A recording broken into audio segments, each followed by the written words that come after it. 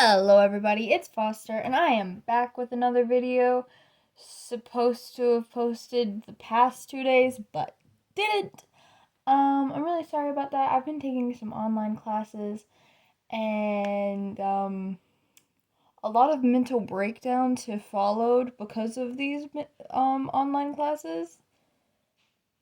Yeah, it wasn't pretty. Anyways, today was pretty good. So, I'm going to try and actually finish the book. And we'll see how that goes. But I think we have like 3 or 4 more chapters, so it should be fine. Anyways, I'm just gonna get into it, and yeah, I'm gonna be reading Places We've Never Been by Kasie West, chapter 35. The information desk lady directed us to the emergency waiting room where we found everyone still waiting. My eyes locked with Olivia's. "How are you feeling?" I asked. "Just tired," she said.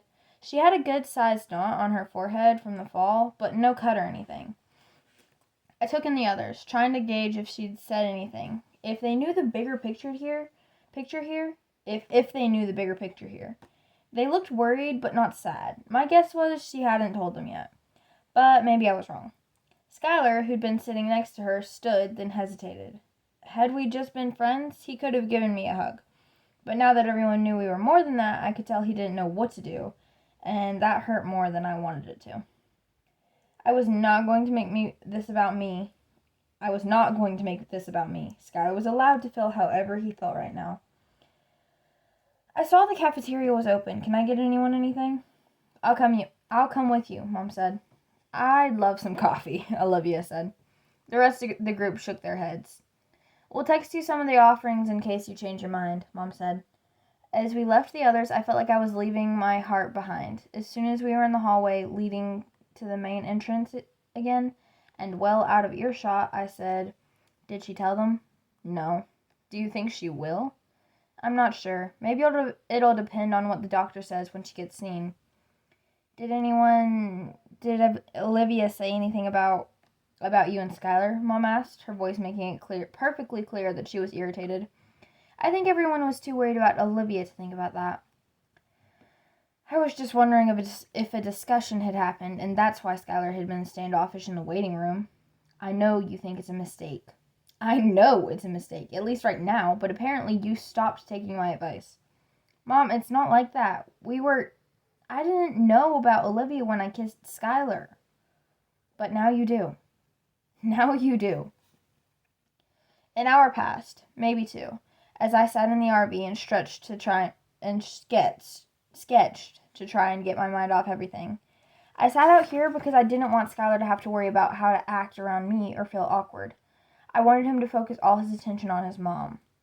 So I was surprised when a knock sounded on the door, followed by Skyler's smiling face appearing as he opened it. You really should use the lock when you're sitting alone in the middle of a parking lot. Hi, I said, and then stupid tears sprang to my eyes and down my cheeks. Oh no, he said, rushing inside, the door swinging shut behind him. What's wrong? No, nothing. Are you okay? I tossed my sketchbook onto the couch next to me.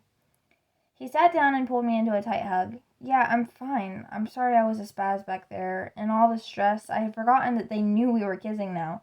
It's like my brain forgot to store the 2 minutes before my mom's fall. I nodded. You don't need to apologize. What's happening inside? He released me and leaned back, one arm resting along the cushions behind me. My mom is finally getting seen, but they wouldn't let us in with her, obviously. She only wanted your mom to go. Where's everyone else? The vending machines, I think. I came straight out here. I cuddled into his side, laying my head on his chest and encircling his torso with my arms. It was the first time today I felt any sense of rightness. What are you drawing? He tilted his head to look at my open book. Nothing, just crap. I'd been drawing whatever came to my mind, which in this case was stars and shooting spaceships. Your crap is really good. I shook my head. Oh, I forgot. How'd your interview go? Did she ask hard, unexpected questions?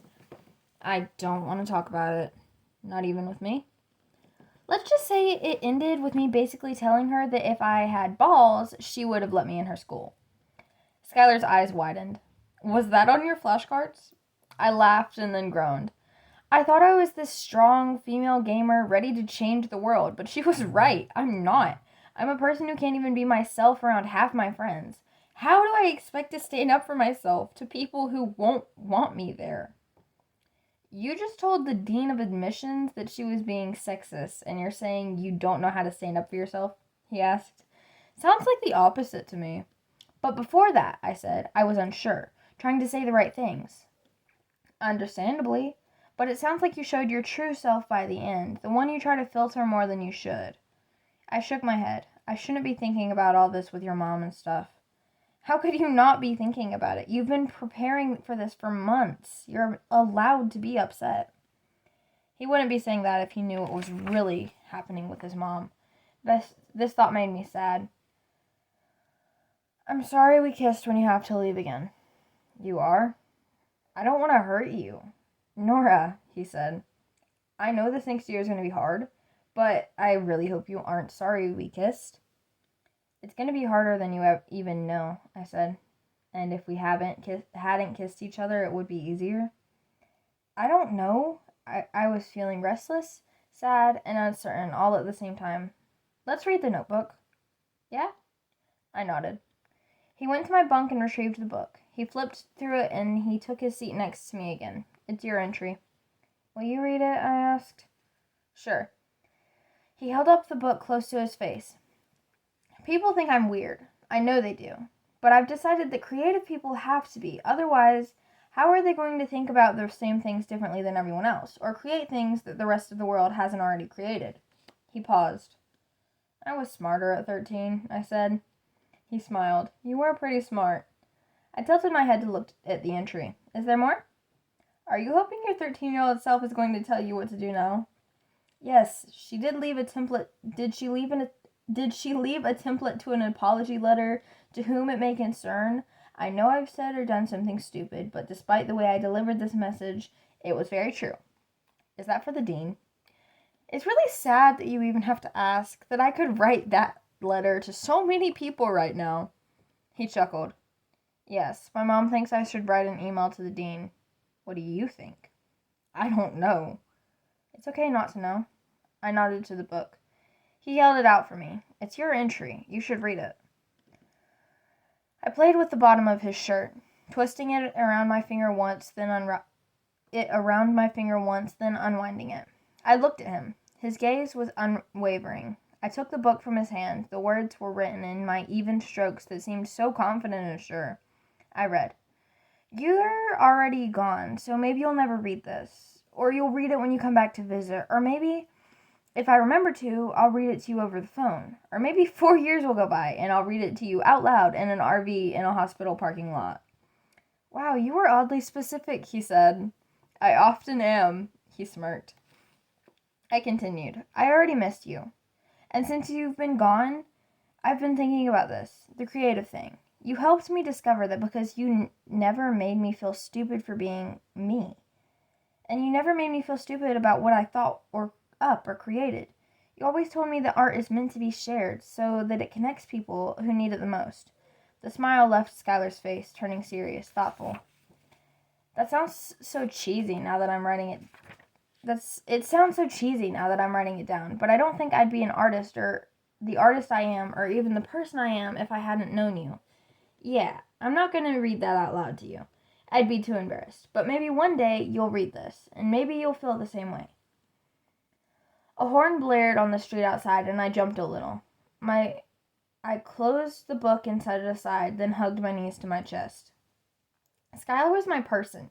He always had been. My 13-year-old self knew it, and my 17-year-old self knew it. Even more.